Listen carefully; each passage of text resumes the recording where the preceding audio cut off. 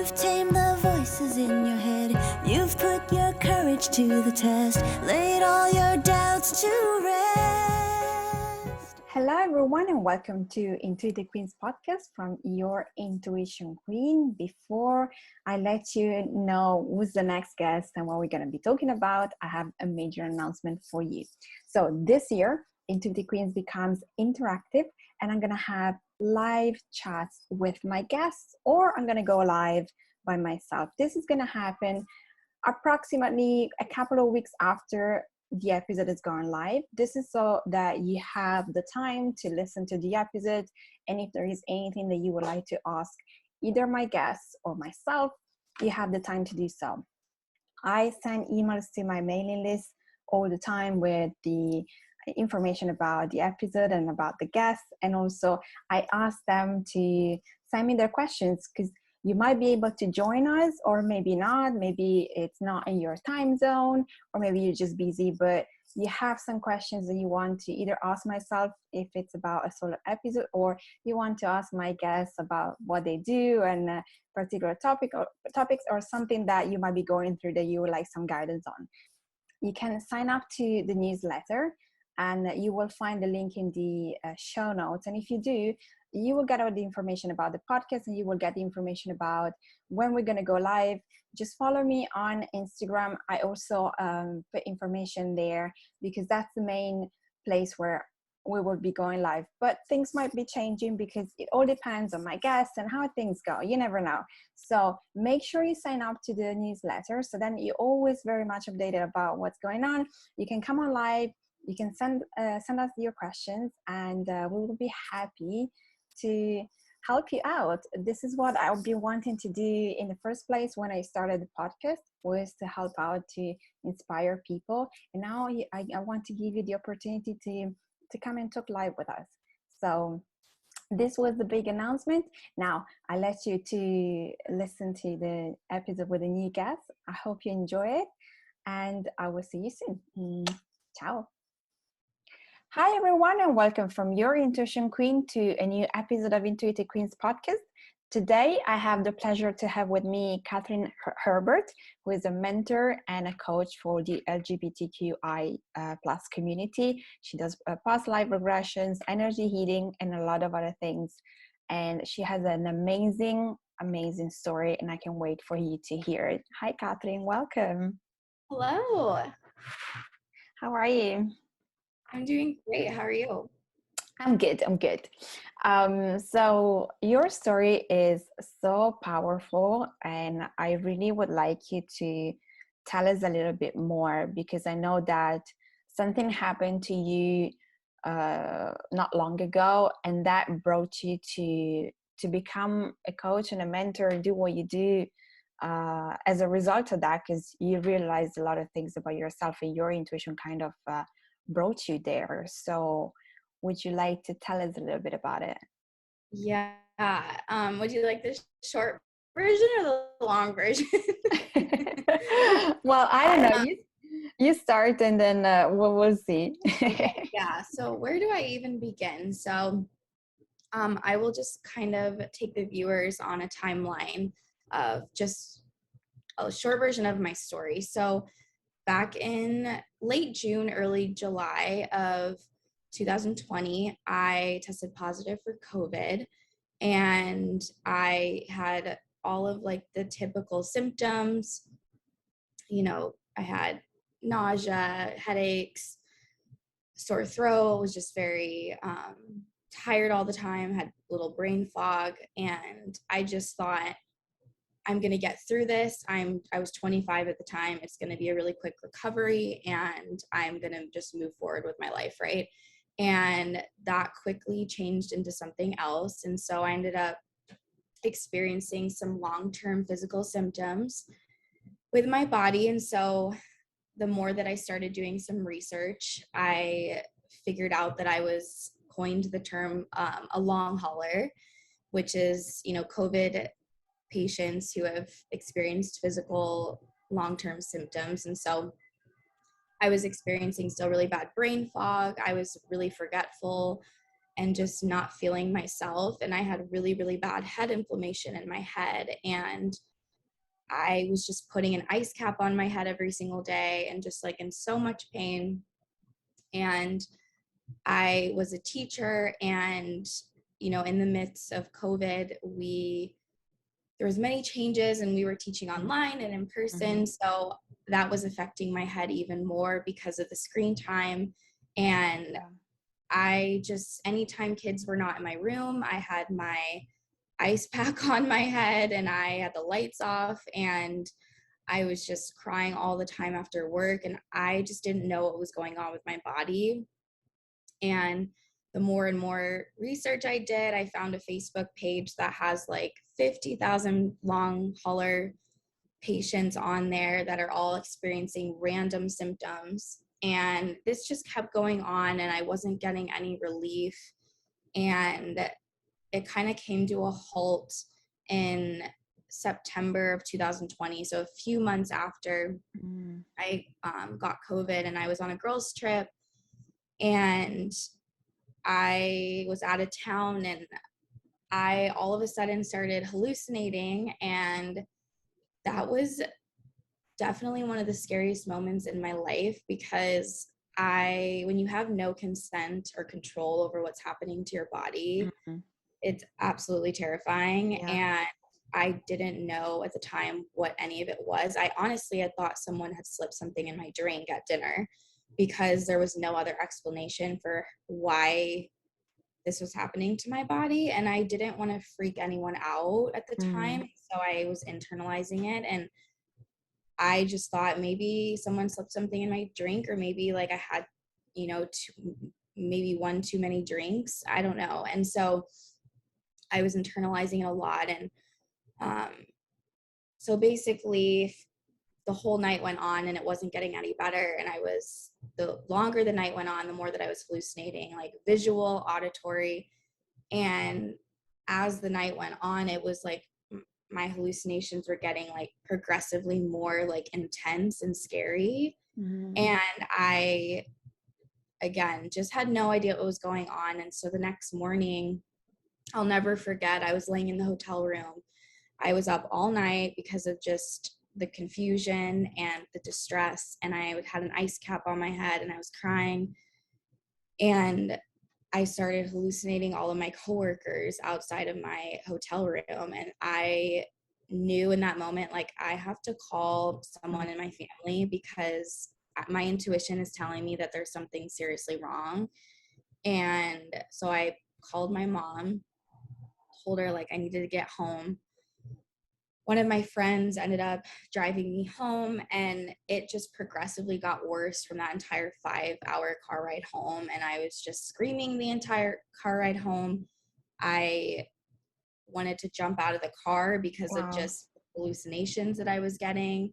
And it was just like rapidly getting worse and worse as the hours went on. And so I eventually came back home, but I was still hallucinating. My parents didn't know what to do.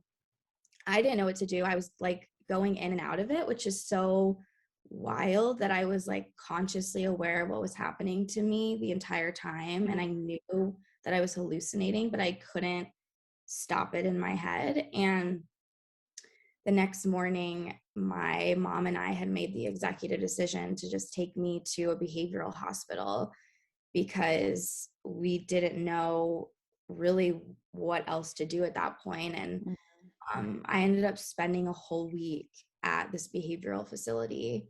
And that was like one of the hardest weeks of my life, because I barely had any contact with my family. I maybe talked to them for, I wouldn't even say 2 minutes at a time a day. Like it was really just very brief. And it was really lonely in there. And you have a set schedule where you have to do everything based on, what the employees say. And they shine a flashlight on you every 20 minutes at night. So I wasn't getting a ton of sleep. And when you go in there, they tell you you have to meet with a psychiatrist. And it took me even just like 24 hours just to like stop the hallucinations and just to get back to my normal self. And I remember sitting down with a psychiatrist, and before I could even really get like a word out of my story, he was just looking over my paperwork and could barely make eye contact with me, which was also frustrating. And I just didn't really even feel like a human at that point. I just felt like a diagnosis on a piece of paper. Yeah. And he basically just said, you know, we often see in 25-year-olds, this is the year where we see women starting to get diagnosed with bipolar disorder. And that's what you have pretty much. And I was just so thrown off at that point because that's not what I expected the conversation to go. And I expected to at least kind of get a little of my story out to him and give him some background of what had really happened. And I had told him there's really no mental health issues in my family or that diagnosis. And I said, I understand what you're saying, but this just is not adding up for me. And, you know, I was a special education teacher. I had no problem with, it's not even really the label itself. It did not seem really the root cause for me. And my intuition was telling me like, I don't think this is it. And so I told him, I really think this is being caused from COVID. I really just don't know how you can have no other issues and then this just random event occur. And he basically just said no. And so I wanted to listen. I want to trust the doctors. I don't want to seem like I'm arguing or that I'm being, you know, argumentative. And so I had gone along with it, and I had started taking bipolar medicine in the facility. And I started having even more symptoms on top of that because it like wasn't responding well to my body, of course. And I was up every night with like the worst heartburn. And it was just a really hard week. And so I got out of the hospital and I tried to go back to work. I tried to start teaching again. And I tried for about a week and trying to teach online again. It was just flaring up my head. I was taking the bipolar medicine. The side effects were so awful on my body that I was needing like so much caffeine at like 6 a.m, like soda and coffee and all of the things that I didn't typically always need. And I just knew like, this isn't getting any better. And I know this is going to get worse before it gets better. And so I tried to teach for a week, and I finally made the executive decision for my body. And I told my parents, I am not going back to school. And at that point, I didn't know that it was going to be where I went on medical leave. I just thought I'm going to go to the hospital and try to figure it out. And so I went to just a traditional hospital, and they ran all the tests on me. Everything came back negative, which was in a way reassuring because I knew that it wasn't anything that they were picking up, but it was also still, okay, well then what is happening to my body? Because I don't feel like I have cancer. And so they basically just said, there's no way this is COVID. Like there's just, and kind of just gaslit me a little bit as a patient. And I just felt very misunderstood because the scans weren't really reflective of what I was going through internally. And I think that's what's so scary about like the brain. The human brain is so complicated, and it's, when you know what you're going through internally, it's really hard to explain it to someone. It doesn't help when everything's coming back clear. And so I got turned away. I got discharged. And a few days later, my pain was just getting more and more worse. And at that point, I was up pretty much all hours of the night over the pain in my head. And the only time I would ever get relief was taking like 4 to 5 showers in the middle of the night, just freezing cold showers, because that was the only time I had relief for my head. And if I wasn't in the shower, I had the ice cap on. So I was just rotating ice cap after ice cap after ice cap. And I ended up going to 2 other hospitals. The second hospital was a very similar story, but at least they acknowledged me and said, you know, we understand like your frustration, but there's just not enough research out there. But at least I felt somewhat heard. Yeah. So by the third hospital, it was a neurology center. And that was the first hospital that I had felt like really, really listened to me and, you know, took everything down that I was saying and started running more tests on me. And I went back there a few more times and nothing came back. Nothing came back on the scans again. And finally, I just got a point where they had done everything that they could have done besides a spinal tap, and a spinal tap checks for like autoimmune disorders. And I was like, I just need to do it because I need to know that I've ruled out every single possible thing. So I went forward with that. And again, that was negative, and that came back clear. And so at that point, I didn't know. I felt like I was at a fork in the road in my life. And I'll never forget crying on the bathroom floor and just feeling like so defeated. And so many times in the past, I feel like I had prayed to God and to talk to the universe. And it was more of just, how can you fix this? How can you make this better? And this time there was such a like shift in the way that I was speaking. And it was just like, how can you use me as a vessel of love? How can I learn from this? What's going to, like, I know something powerful is going to come from this. And I know on the other side, this is going to make me so much stronger. And it was such a shift in my language. And from there, they were able to figure out that I had nerve damage in my head from COVID. And they were trying different medications on me, and they finally found one that helps minimize the nerve pain. But it was like a really long process. I was on medical leave for 3 months, and all of that I went through those few months, and just gave me so much time to self-reflect on my entire life, because I had 3 months on medical leave, right? And I could have easily just used my day to feel sorry for myself and just, you know, sleep all day and numb out and watch TV and just not do anything productive. But there was just such a like I just had such curiosity with my head that it became more of curiosity about my entire life. And like I said, it wasn't really planned that way. I bought a journal and I started journaling about my pain in my head because I was up all night. And I was like, if I'm up all night, I want to be doing something instead of just crying and in pain. And so I just started journaling for hours, and the journaling into talking about my pain shortly became talking about my entire life.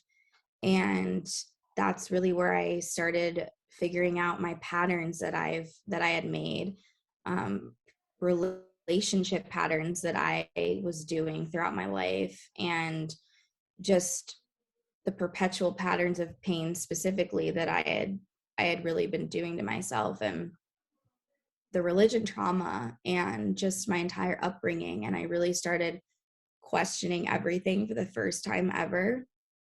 And it was from there that, one, I had realized that I had been living my life, my whole entire life, completely out of alignment in my mind, my body, and my soul. Like, I never realized until then how much I had been living my life just for society and for my parents and my family. And I ended up coming out as gay in my journal. And that was like a really huge moment for me, because I had gotten so good at suppressing my sexuality over the years that I was in absolute denial of who I even was. And I didn't even know who I was when I looked at myself in the mirror. And coming out in my journal was probably the most empowering moment and liberating feeling of my life, I can because imagine. it confirming that with yourself, even though subconsciously I always knew that I liked, that I had, you know, crushes on girls, and I always knew that there was something there, but consciously I had only dated men my entire life, and Right.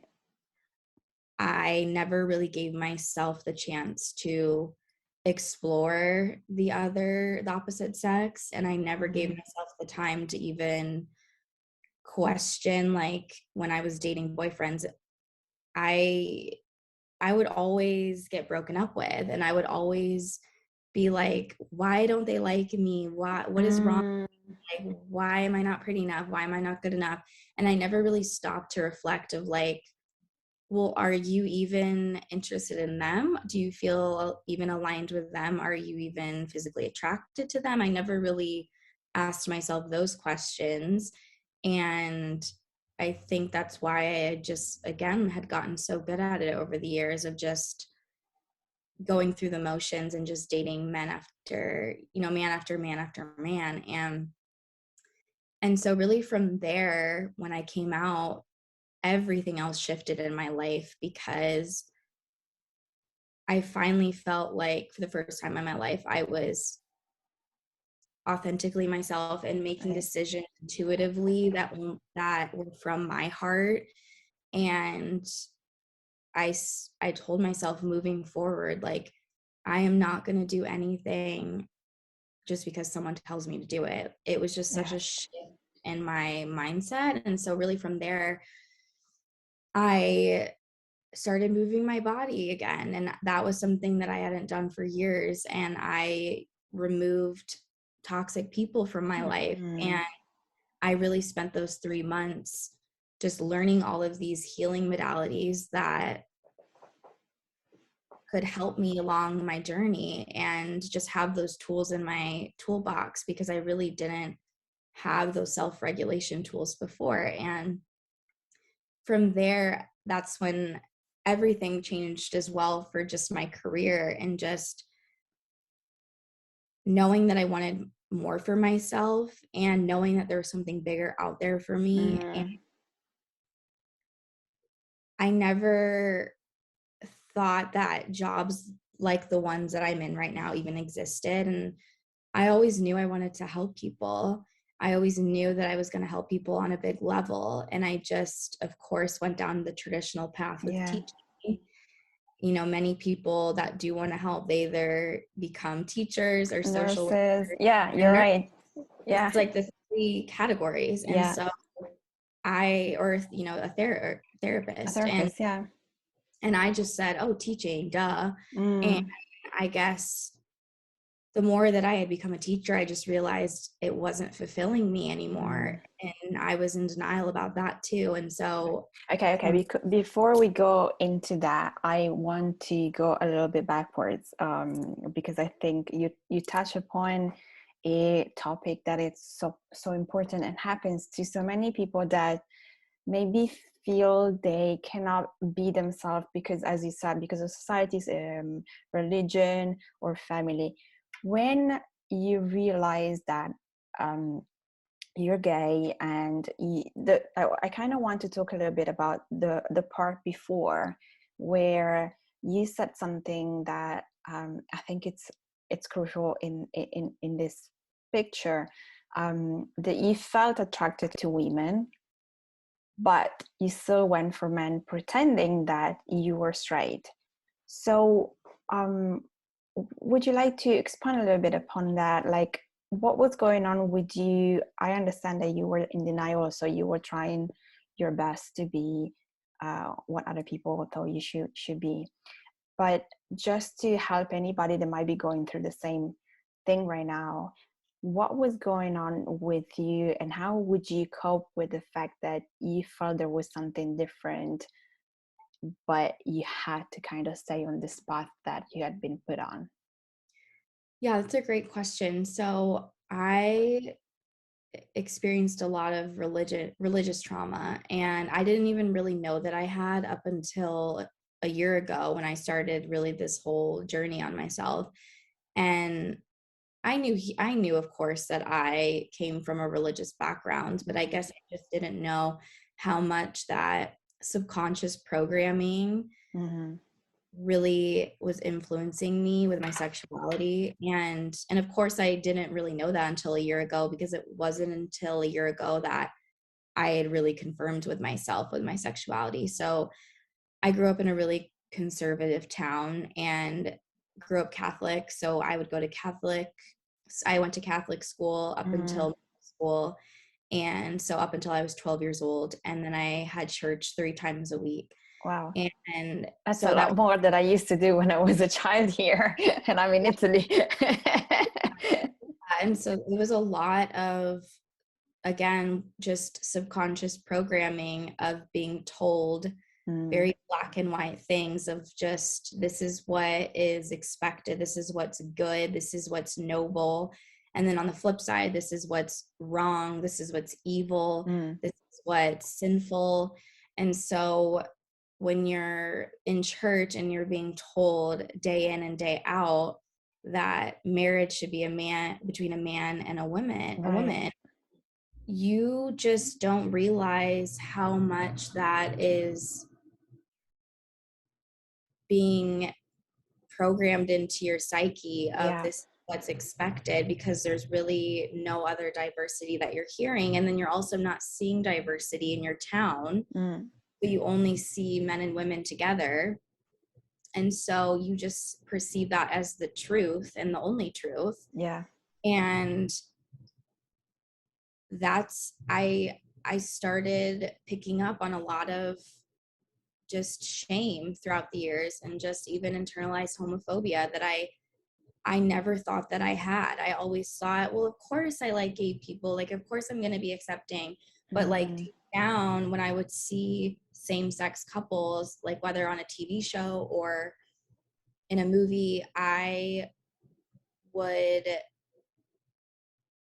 get triggered. I would, project my anger onto them. I would just get I would just feel, I would feel something from when I would see it on the screen. And I guess I didn't realize how much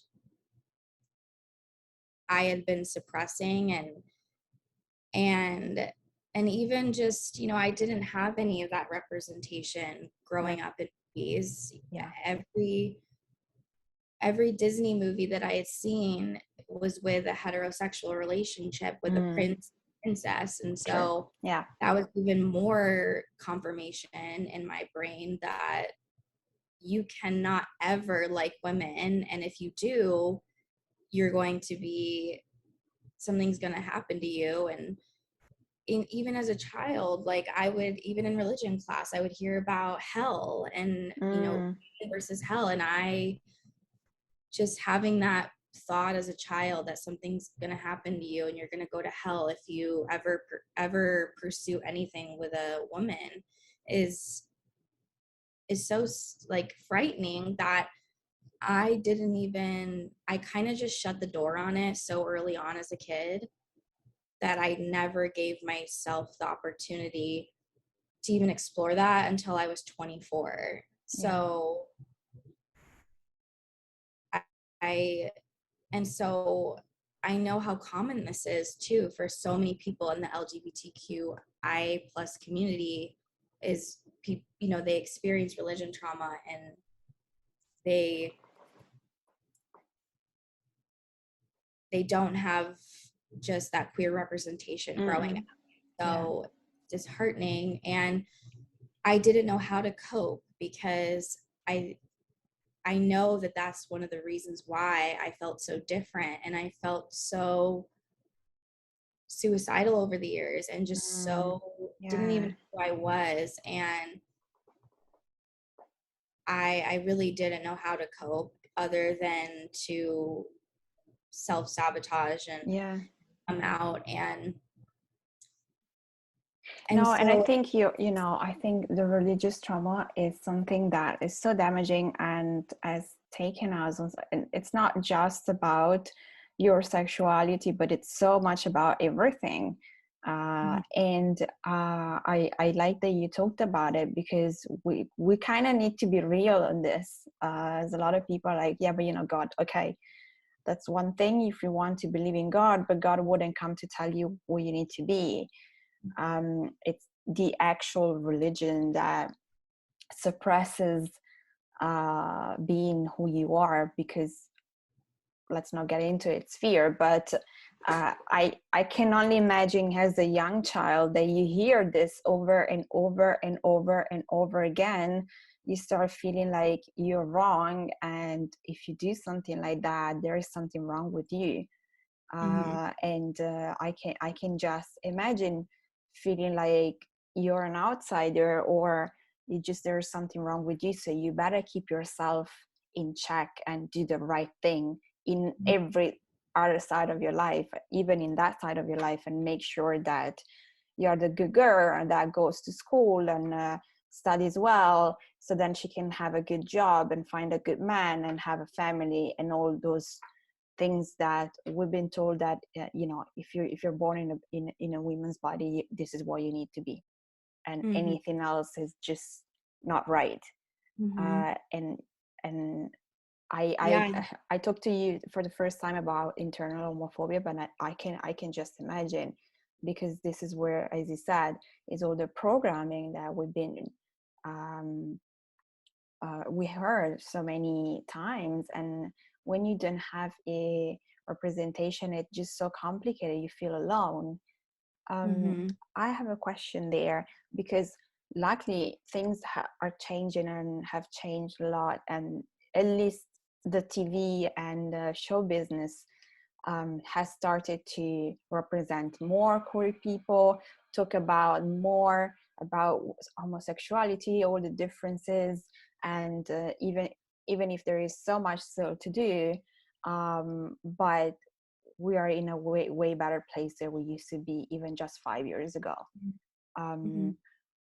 Would you not feel a little bit more safer or comfortable knowing that somehow the world around you was changing, and now you had some sort of representation of the queer community and the gay community, but so maybe you could reach out to someone, or was still too much within you to even think about, okay, let me ask maybe someone that I don't know, that I found on social media, but feels like I could talk to this person?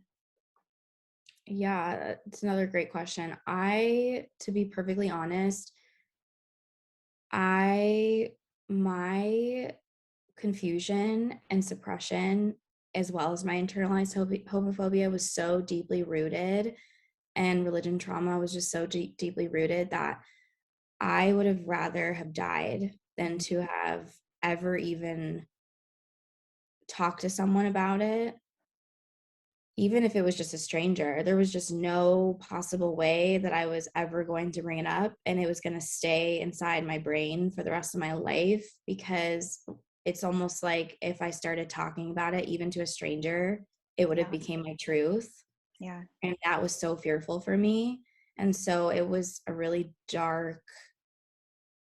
there was a lot of many dark years in my early 20s, and I didn't really reflect on why that was until recently. And I know it was because there's that internal battle every single day of why does your brain operate this way? Why can't you just be straight? And just having this constant like bullying like dialogue with myself, which was very unhealthy and contributing to a lot of my mental health issues. And kids are very intuitive. I knew subconsciously at such a young age about my sexuality. I will never, like, even when I was 12 years old, I was like going on YouTube and I was like searching like girls kissing, and like that's all I was like that's all I wanted to like see. And so kids are super intuitive, and it's almost like that shame was like a tiny ball when I was a kid, and then the more and more that I got older, the ball just kept like growing bigger and bigger within my body.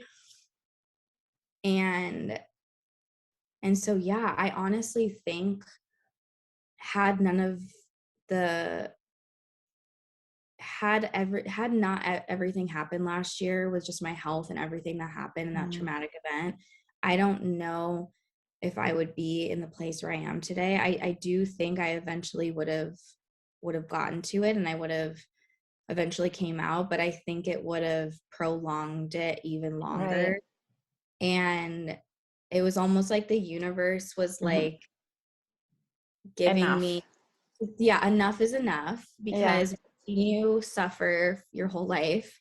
And as much as we don't want to give you, you know, a traumatic event, occurrence, or sickness, we also, I don't know if I would have been able to figure it out last year without that. And who knows, maybe if that would have never happened, like I said, maybe I never would have came out. I don't know. I hope I would have, and I believe that I would have, but sometimes it takes those really scary moments Yeah. to just realize that life is really short. Yeah. And if you're not living authentically, and you're not speaking your truth, and you're not really living the life that you really desire for yourself. And I just finally got to a point where I was just so fed up. And once you get to that place, you You have can to either, do something. Yeah. yeah, you have that fork in the road where you can continue down that path, or you can change the narrative. Yeah.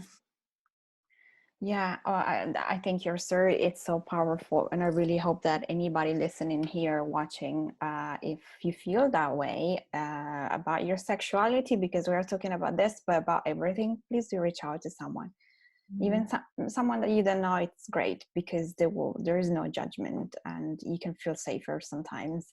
But I think you touch upon all of the topics that are the reasons why we don't feel safe in being who we are, in whichever way that comes out for us. And we keep repressing our soul and our gifts. And until something happens, you're not the first one that is here on the podcast telling me that at some point a sickness and a really long therapy brought them to realize that they had to share what they knew, and they had to change their path and really listen. So I think, yeah, the universe has their ways to tell us what we need to do. And when we don't listen, the ways are not exactly the nicest. Yeah, I feel like I talked to the universe so much in my early 20s, and I was self-sabotaging and just saying, why is this not working out? And I feel like the universe, like, you aren't even self-reflecting right now on Yeah. is this even what you want. And so I really feel like so strongly that the universe is always rearranging and reorganizing, and removing people from your life, and doing and having things happen, and it's all happening for your highest good and to serve your highest good, even if you don't realize it at the time. I think everything's working out in best case scenario. And I didn't realize that at the time, of course, but looking back now, I'm like, it all had to happen that way. It all had to make sense. And I'm forever grateful that it all happened, because it all led me to this self-discovery of myself. Yeah. And so that's really powerful and really amazing. Yeah, absolutely. Okay, so let's dig deeper into what you do, because I think it's important that we talk about your clients, the experiences that I have, because you also do past life regressions. Do you feel there is something in common for the people that are part of the LGBTQIA plus community when you go down to see what's in their past lives or in their lives right now that can actually help them to release and then feel better and shine brighter and feel like they are right as they are, and there is nothing wrong, and this is what they need to be in this life? Sure. Yeah. Well, just to give some backstory with the viewers, past life regression is a therapeutic tool that can really help my clients bypass their conscious mind, so their logical mind, and retrieve memories from their subconscious mind. Our subconscious mind stores roughly between 88 to 95% of our memories. And so from the time we were 0 to 8 years old, we are really setting the foundation for just what is perceived as our truth. So that's just the environment that we grew up in, the family dynamics, the trauma, the pain, the negative experiences, and just the things that were told to you as a child. And so if you've had hundreds or thousands of past lives, that is a lot of stagnant and just stored energy that really hasn't,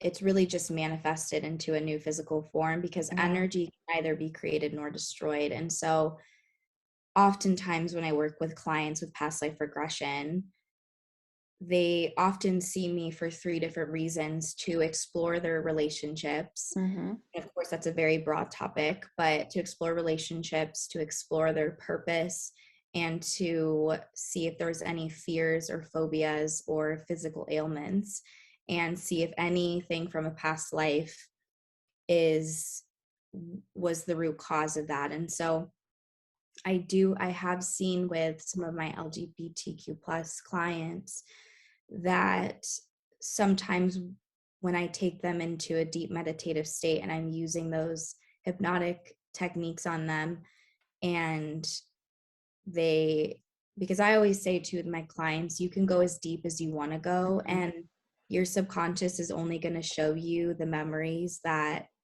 your subconscious knows that you can handle and that that you're ready for. And so oftentimes what will come up in some of their past lives is maybe they were also gay in a past life and they were persecuted, or they were, burned at the stake, or, basically, or even just rejected from their family, or maybe they were, again killed for their sexuality. And so oftentimes it is very traumatic, negative experiences that are manifesting into this life. And it explains too why so many people don't come out until they're very late, life, because they're just so fearful.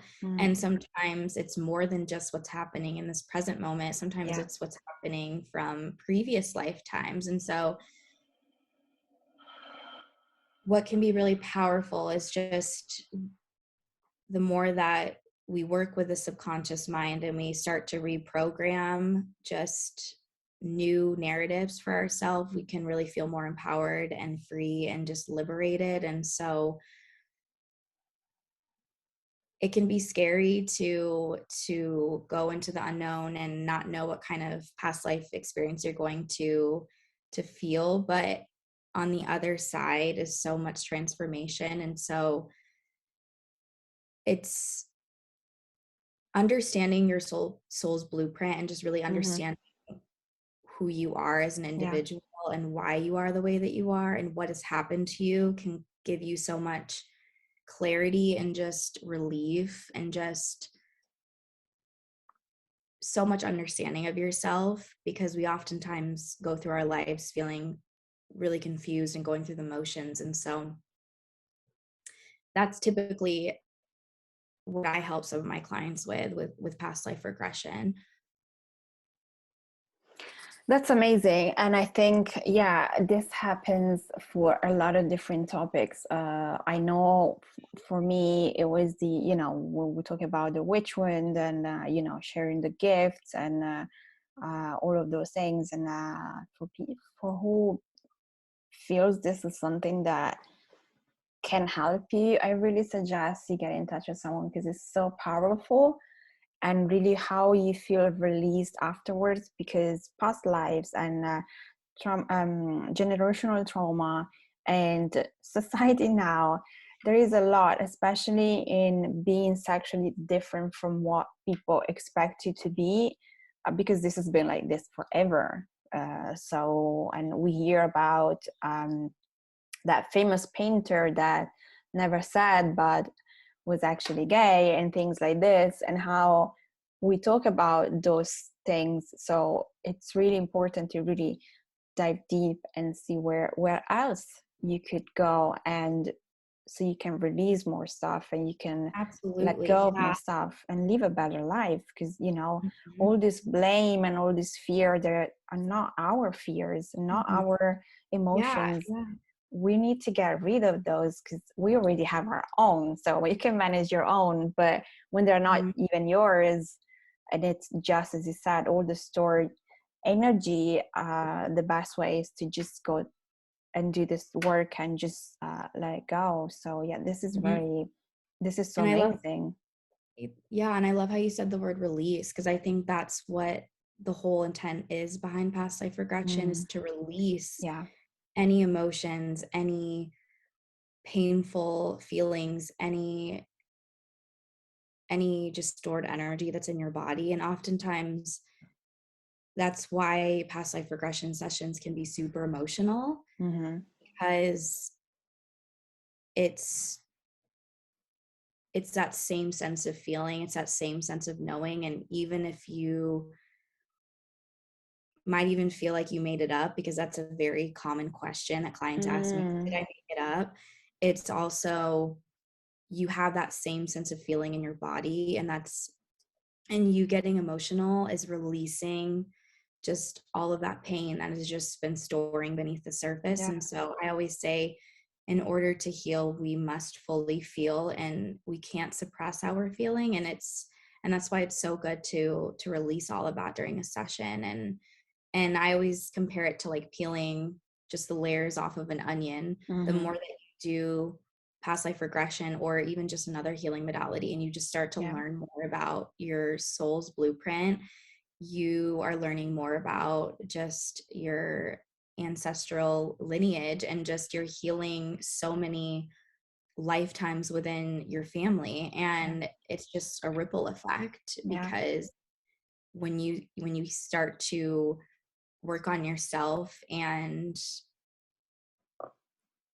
change the narrative for yourself, you're also changing it around you. yeah, So it is absolutely. a powerful ripple effect for sure. Yeah, absolutely. And I think, first of all, you need to do it for yourself, because you want to live a life in the best way possible, feeling happy, because we all deserve to be happy, to be loved, to love Mhm. someone, and to do something that we like doing. Then I understand that's not always possible, but at least doing all of this healing work on ourselves, it's important for us, because then when you feel better about yourself, then you can also approach life differently. And as you said, then the people around you will also feel that, and you just create this positive cycle of energy around you. And the more you do that, the more better things will come your way, instead of staying in this fearful negative mode, because something is happening to you, you feel like Yeah, and you're not the right, you're wrong, or something like that. Yeah, absolutely. yeah, and I think exactly what you just said, of like, when you work on yourself internally, everything changes around you. And I think that's why once I started working on myself and realizing my patterns and realizing my own behavior, and just really diving in full into self-development, and just working on myself, I started gaining so much confidence Mhm. about myself, because I was becoming more aligned with myself. Yeah. I was becoming more authentic with myself, and I was trusting my intuition. And I said, moving forward, I would only make decisions from a place of like honor and integrity from within and from my heart, and not from what my family told me to do. And Mm-mm. I think that's why shortly after I came out of my journal, I really quickly came out to everyone, Mm-hmm. because it just felt like, okay, I have such strong confirmation within myself that I am confident in telling everyone, regardless of their reaction. Mm. Some people could, of course, there's always that fear of how are they going to respond to Yeah. it? Are they going to reject you? And I just knew I had to just walk with the fear and not let the fear stop me from doing it. And Yeah. so I think that's really why within a month I had came out to everyone, which was also one of the most liberating feelings of my life. Yeah, I can imagine. So on this topic, because I know some people are lucky and they have a family that understands and supports them. Some people are not so lucky, especially if you have a very strong um, religious family. Could be Catholic, could be Indian, could be anything. Um, what would you say to people that are thinking of come out and they kind of know they will not have support? How can they transition in that moment in order for them to kind of face what's gonna come? I know you can never really know how your parents, your family will react when you say it, because maybe they will surprise you and actually support you. But I think that a lot of us already know that they're gonna have some drama, and some family will try to say, oh yeah, you need to go to the doctor, those kind of horrible things. So if you have any advice for people that might be so fearful but want to come out because they how to actually, I'll ask you a better question.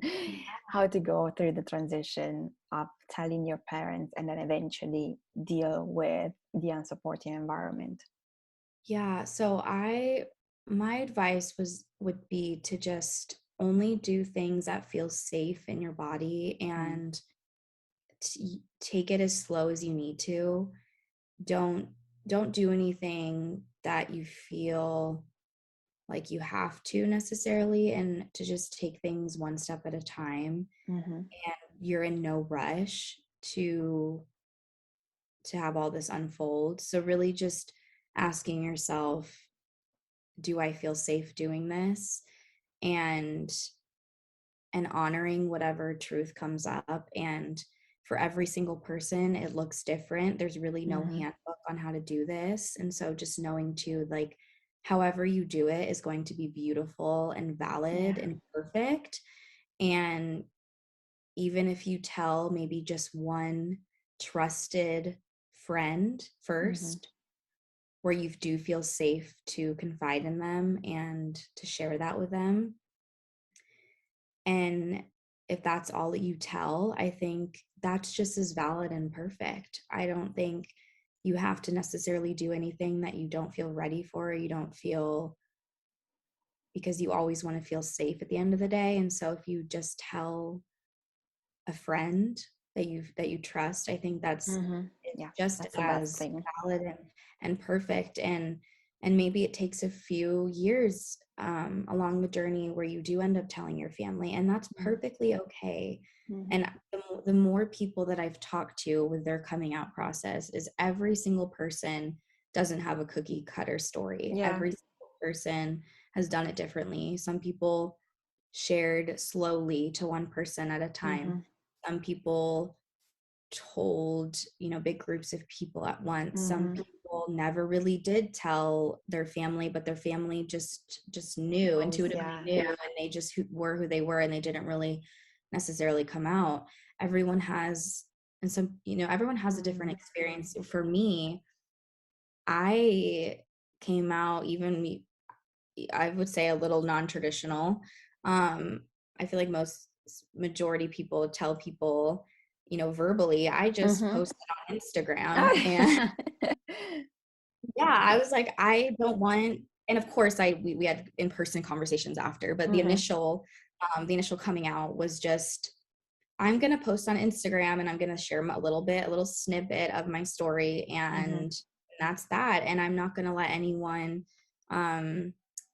try to tell me who I am, and this is going to be Mm-hmm. my truth. And so that was a really powerful moment for me. But yeah, so I guess my advice is just do whatever feels safe for you, and take it one day at a time. Yeah. And if you need to just hold it in, and not tell anyone for a little bit too, like, that's okay, because you never want to do something that you feel forced to do. And if you need to just tell one friend at first, I think that's amazing and powerful in itself. So just do what feels comfortable and safe for you. I love this. And I think that from my experience speaking to women that have gone through this transformation, maybe realizing this at 40 years old. I had a client, she realized that she liked women at 40 years old and she's not with a woman, but she has this push and pull of wanting to tell the family and then being afraid because she know how they will react. Again, very religious and stuff. And I think that there is no rush, what you said, there is no rush, and take the time and maybe start creating a supportive net around you with the people that you know will be with you. So then whenever, if that comes the time for you to really be like, hey, I am not what you think I am, but this is my life and this is who I am, even if they have a bad reaction or a fearful reaction, then you can always, kind of go back to the people that you know will help you and support you, and it doesn't make you feel too bad. So I think this is so powerful. Yeah, and I think social media is such a powerful tool, and I think, like you said about building a community that makes you feel supported and safe and heard is so important. And there's so many incredible LGBTQ plus on Yeah. social media, and whether it's TikTok or Instagram or Twitter, or I'm sure if you Googled something, you could find some sort of community, whether it's local or whether it's just online. And so I would encourage anyone listening to just find, if there's no people in their internal world that would support them, I would go towards social media. Absolutely. And see if you could connect with people online. Yeah. Because the more that you talk to people online about your story, the more that you'll realize how less alone you feel, and how many similarities there are with your stories. So I would definitely recommend that. Yeah, that's so true. I think social media, as much as can be a bad thing, it's actually an amazing thing, because I personally also created a major community, and I decided to start this podcast because I wanted to share a variety of different stories so that people could feel like, oh my God, this feels like me. Okay, this happened to that person, so I'm not wrong. Oh, I can actually get out of this situation as well. So you're right. I think social media, use it, find your own place, and if you cannot have physical people around you helping you, you need to start from somewhere. You need to start to create a community that is supportive and understands what you're going through somehow. So if that's not possible in person, social media is definitely the place. Yeah, absolutely. Okay, Kathryn, I would talk with you forever, but we got to the hour, and I think we covered a lot of amazing things. I think this episode is going to be very helpful. Can you tell us where we can find you if we want to work with you?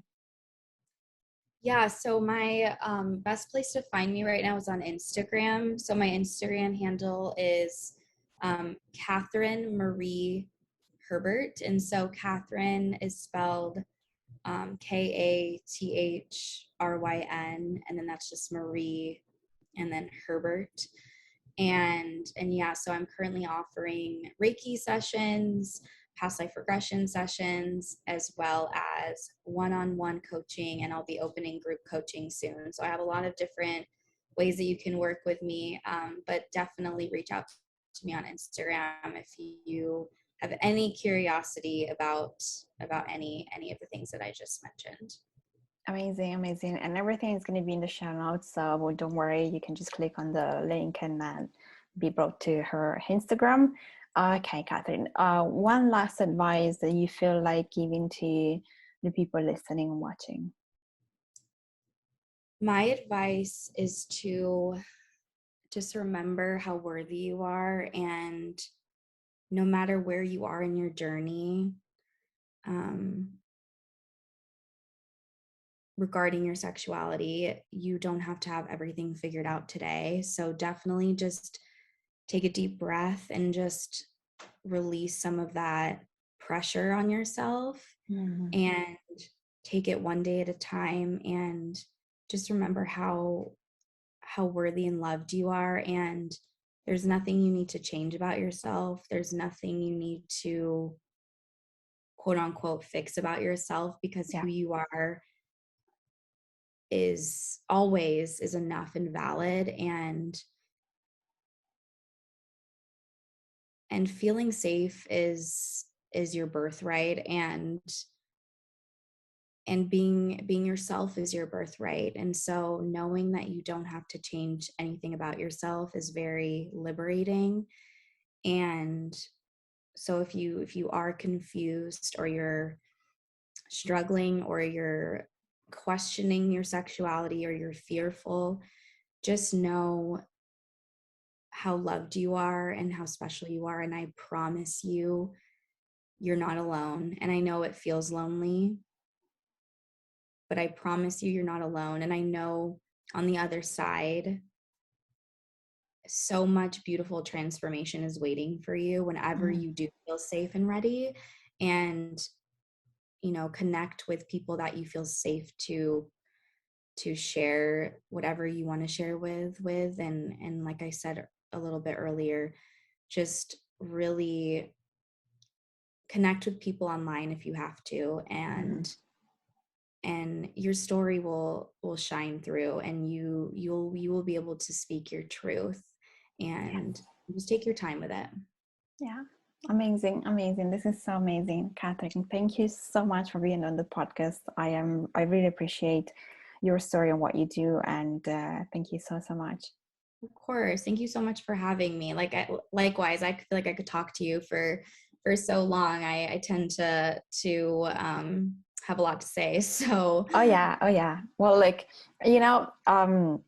we'll talk on the Instagram live more, but we'll see where this takes us. Like, I'm always very happy to connect and reconnect with my guests, because everybody that has been on the podcast is just amazing. And this is the kind of community I am trying to create. So we'll be in touch for sure.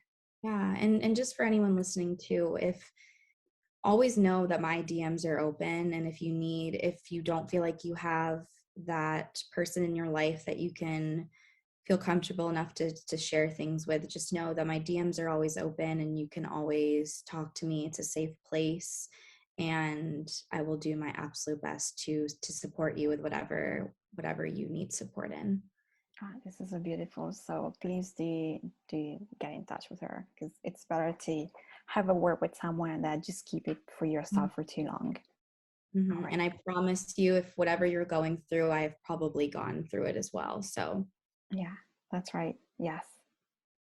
All right. Thank you so much, Kathryn. thank you so much. Oh my God, this episode was so amazing. I mean, the story of my guest today was so incredible. So please do reach out to her if you need guidance, if you want to just have a chat. Let us know if this episode resonated, and sign up to my newsletter, so then you will know when we're going to go live. Because as you know, I'm going live with all of my guests now on my Instagram. And if you have any questions, you can just send them through me, or you can come on live and ask questions yourself and connect to my guests, and yeah, and get some guidance, or just get an answer to a question. If you want to get in touch with me, as you know, just go to theintuitionqueen.com, or you can find me on Instagram, theintuitionqueen, and I offer healing sessions, color therapy sessions. I have a program that it's called Discover Your True Colors, and it's a lot of coaching, healing, and energy healing, where I do also human design readings together with color therapy. And that is the most powerful program, because it helps you to really understand yourself on an emotional and energetic level. And from that moment, after you know how you function, then we can work together to help you to achieve your goal, whatever your goal is. You can also join my Facebook group, which is called Discover Your True Colors. And I do card pulls, talk about energies, talk about colors, how you can use colors. There are workshops, free meditations, and a beautiful community of other people that are like-minded. So if you want to join, just click the link in the description, in the show notes, and I hope to see you there. And for now, bye, and I'll see you next week. Ciao. Your mind is clearer than before. Your heart is full and wanting more. Your future's at the door.